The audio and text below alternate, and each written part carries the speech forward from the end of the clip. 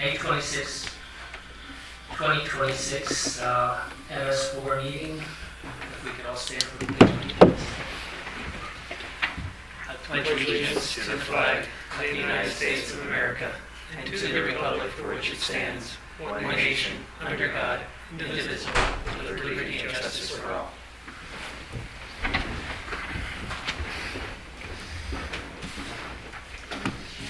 If you'd like to call the roll. Yes, President Mirabito.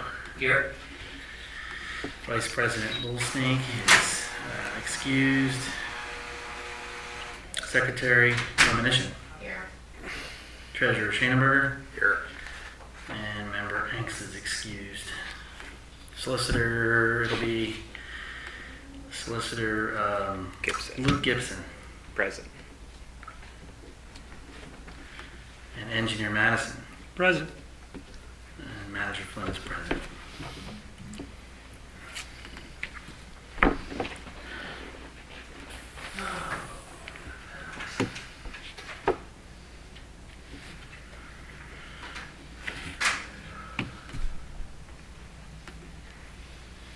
You have before you the minutes from the April 27th meeting.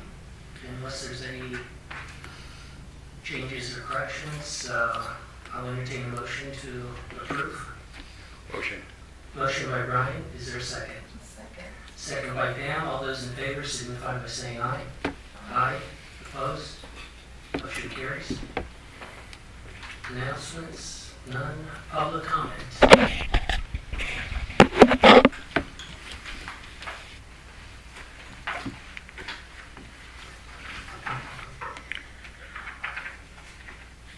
My name is Michael Long. I live at 220 Creek Road, Bath.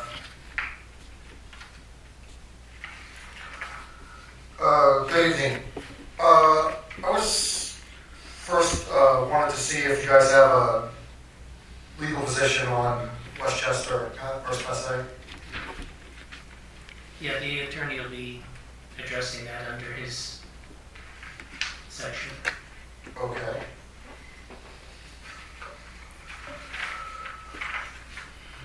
Well, I'm not here to argue whether stormwater management is unnecessary. I'm here to not argue that flooding, infrastructure, MS4 compliance, or pollution reduction do not matter. They do matter. The question tonight is whether this authority has lawful power to collect, enforce, spend, and borrow against the specific charge after the West Chester decision. Before anybody responds, that the Municipal Authorities Act expressly authorizes stormwater authorities to charge stormwater fees. I agree with you. That is correct. Section 5607, Part D, Section 34 of the Title 53 authorizes reasonable and uniform stormwater rates based in whole or in part on property characteristics. That answer does not resolve the problem. The same statute, Section 5607, Part E, states that an authority may not pledge the credit or taxing power of the Commonwealth or its political subdivision. So the statute authorizes the fees, it does not authorize taxes.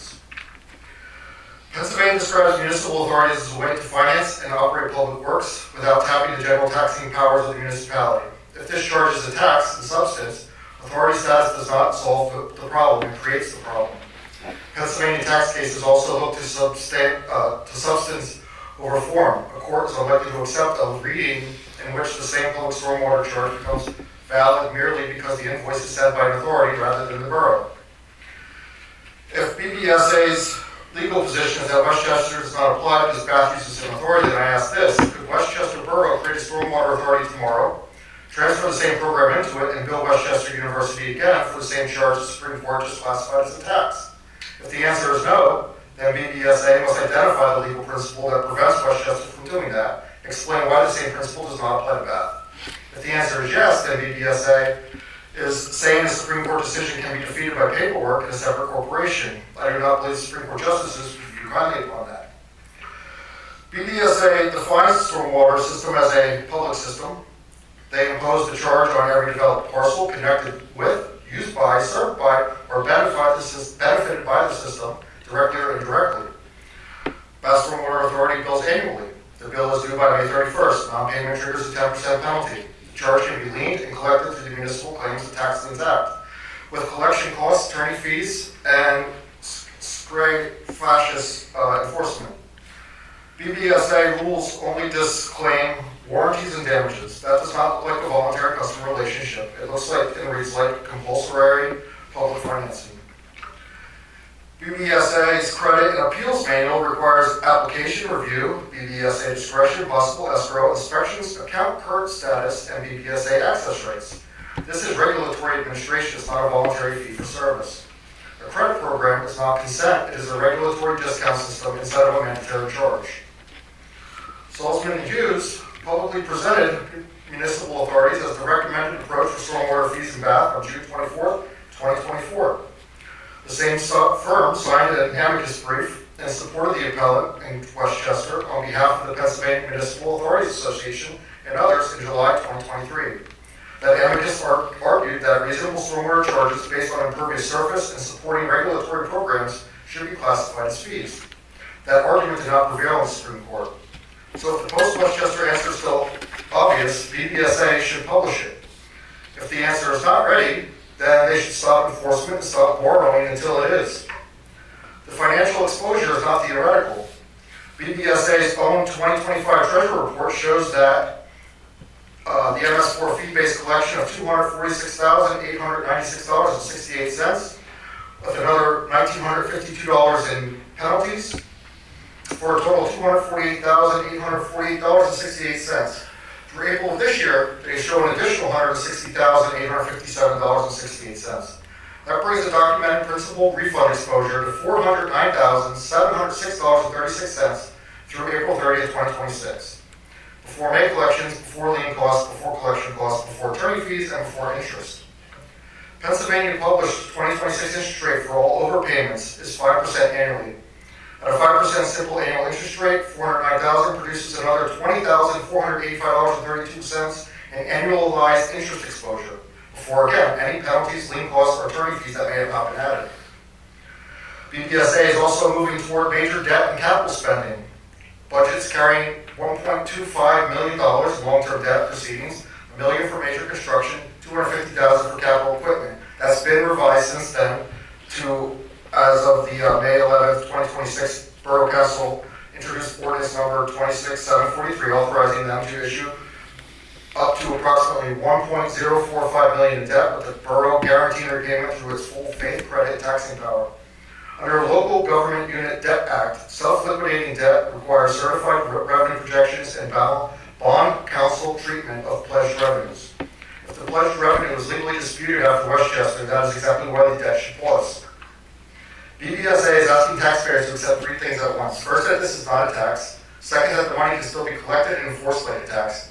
Third, that the same disputed revenue can be pledged into debt backed by the borough's taxing power. After the West Chester decision, this is not a safe public financial position. Currently,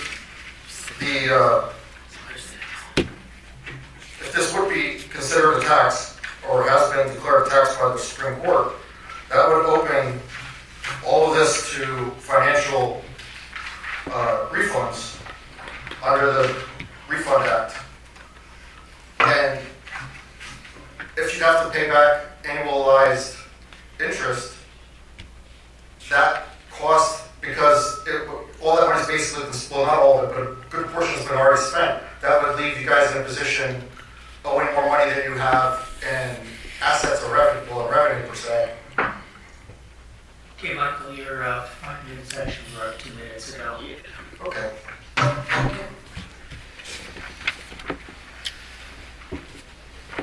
Okay, presentations, motion notice. Notice of intent to award. Do you want to go through that, John? Sure. Thank you, Mr. Chairman. We processed the publicly advertised bid documents through Penn Bid. We held a mandatory pre-bid meeting on May 12th, took questions through May 15th, issued an addendum 1 to answer all those questions. We had 8 contracting firms attend the mandatory pre-bid meeting. At noon on Friday, May 22nd, 7 contractor bids were received through Penn Bid. We provided the full breakdown spreadsheet in our recommendation letter. It was a very competitive bid. The lowest qualified submitted bid was from Gracie Industries, which is a local firm, at $606,740.60. The low five contractors were almost within 10% of the low bid, and then there were two outliers with the largest bid at over $1 million. We reviewed all the details of the bid documents along with the solicitor's office, that they were satisfactory, that they met all the bid requirements, and that Gracie Industries is a well-qualified contracting firm for this work.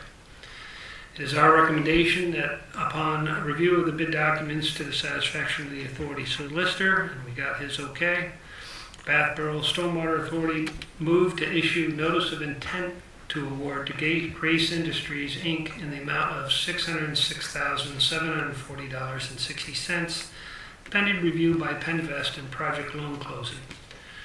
The reason why it's a recommendation for a notice of intent to award rather than notice of award is that under the Penvest loan documentation, you don't actually close on the loan and formally award till after loan closing. So we will have all the documents put together, be submitted to Penvest right after and right during the loan closing. We will execute the contract documents with Gracie Industries. Be happy to answer any questions about the DEP required pollution reduction projects and the public bid of those that project. Any questions? Okay. Is there a motion of notice of intent to award to Gracie Industries, Inc. in the amount of $606,740.60? Motion. Motion by Brian, is there a second? Second. Second by Pam. All those in favor signify by saying aye. Aye. Opposed? Motion carries. We will issue that notice of intent to award to Gracie Industries tomorrow morning and have them start compiling their contractual documents. Appointing the right to know officer. Apparently we've been getting right to know. We had our first historic right to know recently, so asking the board and the board's packet to appoint, it would be a combination of myself and Chad Schnee. The borough uses Chad Schnee for its right to know matters. I would do the same through the authority. So I'm looking for a motion to appoint Chad Schnee, I guess myself as well. Schnee, S-C-H-N-E-E. Yeah, he's the same attorney that we use because he used to be on the right to know thing for the state, so he knows quite a bit about it. Is there a motion to appoint him as needed? Motion by Pam, is there a second? Second. Second by Brian. All those in favor signify by saying aye. Aye. Opposed? Motion carries. We have a resignation letter from one of our board members, Samantha Angst. So we're going to need a motion To accept that resignation, yep. with regret. Motion. Motion by Brian, second by Pam. All those in favor signify by saying aye. Aye. Opposed? Motion carries. Borough Manager's report. Nothing new in the appeals and credits department, just on collections through 2026 here. This will be through May 22nd. We're at 64% of our collected ratables.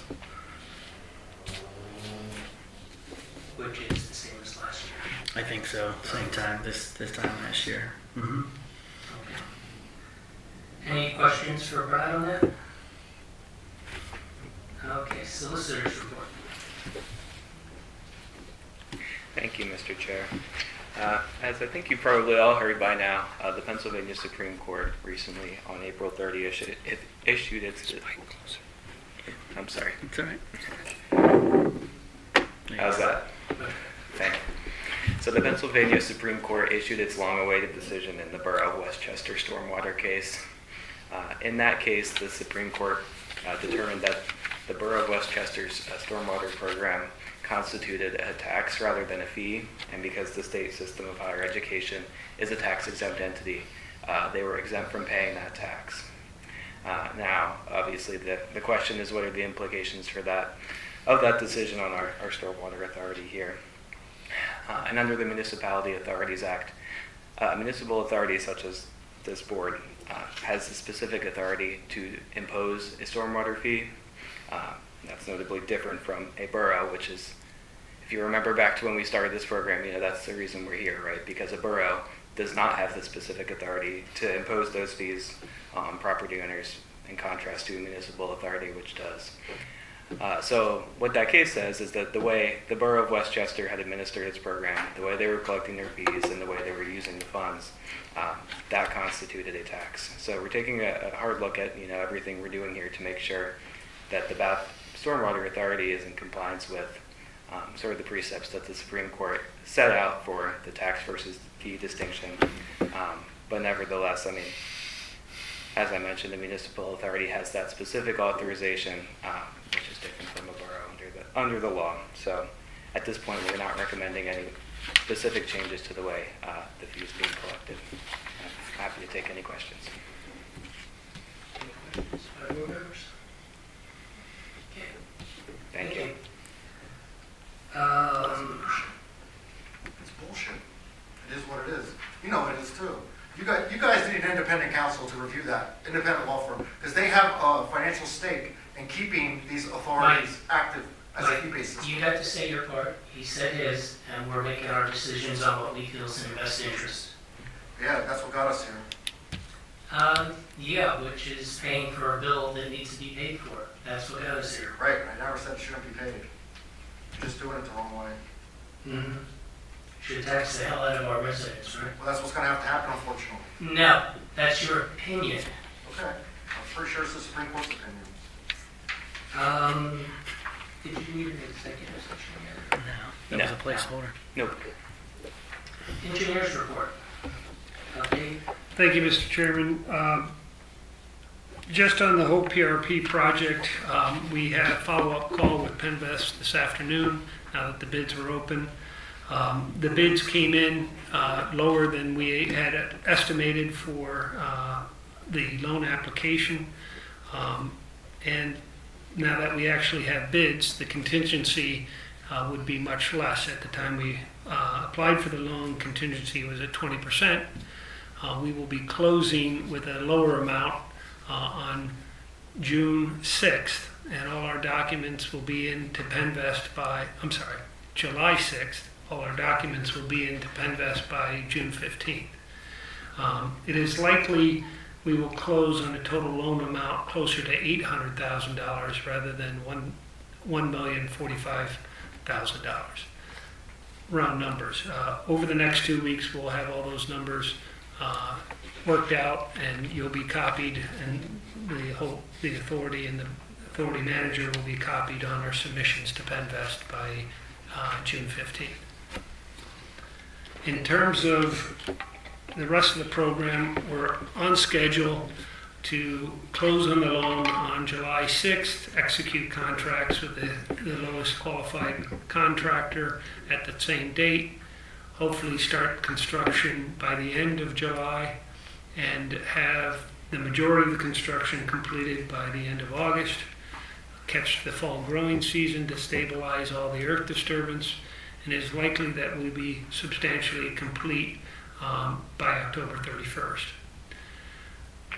We got advice today from Penvest that we will probably list a completion date as June of 2027. The reason for that, if there's some holdup, some supply issue or whatever, if we miss the fall growing season, we may have to extend the work into the spring of 2027 to catch the spring growing season to stabilize all the disturbed areas. So that's the way we'll play it. Doesn't matter how we list the anticipated completion date, when the actual completion date comes, the principal and interest payments will begin. As part of the loan documentation, we will be preparing a memorandum of self-liquidating debt. It basically is saying that the revenues collected by the authority will cover both operating costs and debt service, and well more than what we need for processing this loan. The way the loan, it's a 20-year loan. After closing until completion of the project, it's interest only on the amount borrowed. Once the project is complete, the first 5 years will be at a lower rate of, I think it's 1.5%, and then years 15 through 20 is at 2.25%. I thought it was lower than that, 175. 175%, 1.75%. So, in the old days when, say, 7 or 8 years ago, when interest rates were down very low, and I refinanced my house down below 3%, we used to tell people, don't bother with Penvest because of all the headaches. It's really not worth it. But when interest rates went up to 8% and still are, basically 5 to 6%, it's worth going after this low interest loan payment. So that's all I have, unless you have any other questions on the PRP program. We did shake the tree again with DEP this morning, and magically we now have a meeting set up for June 6th, the Teams meeting with DEP to review our application for making the Bath Borough Stormwater Authority co-permittee to the Borough of Bath on the MS4 permit. We believe it's appropriate. Can't figure out why DEP is dragging their feet, but we should be clear to go after June 3rd. Any questions for the engineer? All right, finance update. April treasurer's report. You had a chance to review those. We need a motion to pay the bills. Motion. Motion by Brian, is there a second? Second by Pam, all those in favor? Aye. Opposed? Motion carries. Is there anything else that I may have missed? Then I'll entertain a motion to adjourn. Motion by Pam. Second. Second by Brian. All those in favor? Aye. Motion carries. We're adjourned.